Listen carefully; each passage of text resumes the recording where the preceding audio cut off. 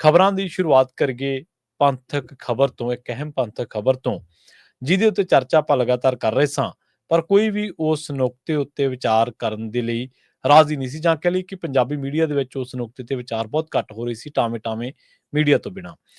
ਜਥੇਦਾਰ ਸਾਹਿਬ ਨੂੰ ਸਿੱਧਾ ਫਰਮਾਨ ਕਰਨਾ ਪਿਆ, ਕਹਿੰਦੇ ਸੁਖਬੀਰ ਦਲ ਨੂੰ ਹੁਣ ਮੰਨਣਾ ਹੀ ਪਵੇਗਾ ਅਕਾਲ ਤਖਤ ਸਾਹਿਬ ਦਾ ਹੁਕਮ, ਤੇ ਜਿਹੜੇ ਮਾਮਲਿਆਂ 'ਚ ਹੁਕਮ ਨਹੀਂ ਸੀ ਮੰਨ ਰਹੇ ਉਹਨਾਂ ਤੇ ਆਪਾਂ ਇੱਕ ਦਿਨ ਚਰਚਾ ਵੀ ਕੀਤੀ ਸੀ। ਬਿਲਕੁਲ ਪ੍ਰਵੀਨ ਜੀ, ਦਸਮ ਪਾਤਸ਼ਾਹ ਸ੍ਰੀ ਗੁਰੂ ਗੋਬਿੰਦ ਸਿੰਘ ਜੀ ਦੇ ਪ੍ਰਕਾਸ਼ ਪੁਰਬ ਦੇ ਮੌਕੇ ਤੇ ਜੀ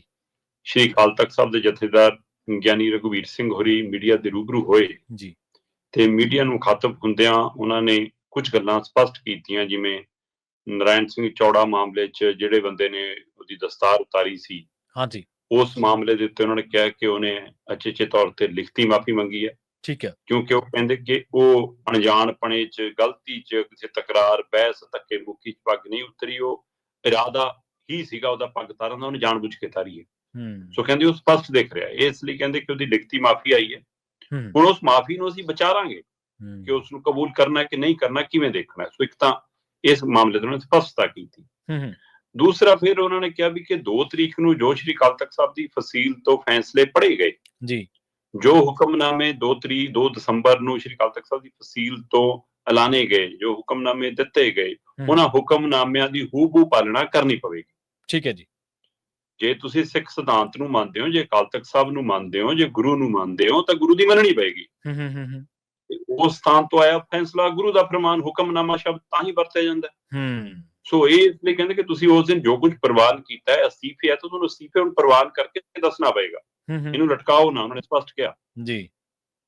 ਤੇ ਇਸ ਤਰ੍ਹਾਂ ਇਹ ਸਿੱਧਾ ਸੰਕੇਤ ਸੁਖਬੀਰ ਬਾਦਲ ਦਲ ਲਈ ਜਥੇਦਾਰ ਗਿਆਨੀ ਰਘੁਵੀਰ ਸਿੰਘ ਨੇ ਦੇਤਾ ਕਿ ਵੀ ਏਦਾਂ ਨਹੀਂ ਸਰਨਾ ਕਿ ਤੁਸੀਂ ਧਾਰਮਿਕ ਸੇਵਾ ਨੂੰ ਪੂਰੀ ਕਰਕੇ ਕਹੋ ਜੀ ਲਓ ਜੀ ਅਸੀਂ ਅਰਦਾਸ ਕਰਕੇ ਵਿਹਲੇ ਹੋ ਗਏ, ਕਿ ਰਾਜਨੀਤਿਕ ਪੈਂਤੜਿਆਂ ਤੋਂ ਕਿਨਾਰਾ ਨਹੀਂ ਕੀਤਾ ਜਾ ਸਕਦਾ। ਲਗਾਤਾਰ ਸੁਖਬੀਰ ਬਾਦਲ ਦੇ ਸਾਥੀ ਮੀਡੀਆ ਦੇ ਵਿੱਚ ਆ ਕੇ, ਵੱਖ-ਵੱਖ ਚੈਨਲਾਂ ਤੇ ਆ ਕੇ, ਵੱਖ-ਵੱਖ ਡਿਬੇਟ 'ਚ ਆ ਕੇ ਇਹ ਤਰਕ ਬਤਰਕ ਦੇ ਰਹੇ ਨੇ ਕਿ ਜੀ ਸੰਵਿਧਾਨਕ ਤੌਰ ਤੇ ਬਹੁਤ ਮੁਸ਼ਕਲ ਹੈ ਸਾਡੇ ਲਈ, ਇਹ ਜੀ ਪਾਰਟੀ ਦੀ ਰਜਿਸਟ੍ਰੇਸ਼ਨ ਦਾ ਖਤਰਾ ਖੜਾ ਹੈ ਜੀ, ਇਹ ਪਾਰਟੀ ਚੋਣ ਨਿਸ਼ਾਨ ਦਾ ਖਤਰਾ ਖੜਾ ਹੈ ਜੀ, ਅਸੀਂ ਜੀ 7 ਮੈਂਬਰੀ ਕਮੇਟੀ ਵਾਲਾ ਫਰਮਾਨ ਨਹੀਂ। ਕੱਲ ਤਾਂ ਮੈਂ ਇੱਕ ਬੁਲਾਰੇ ਨੂੰ ਇਹ ਵੀ ਸੁਣ ਰਿਹਾ ਸੀ ਅਕਾਲੀ ਦਲ ਦੇ ਨੂੰ, ਉਹ ਕਹਿੰਦਾ ਜੀ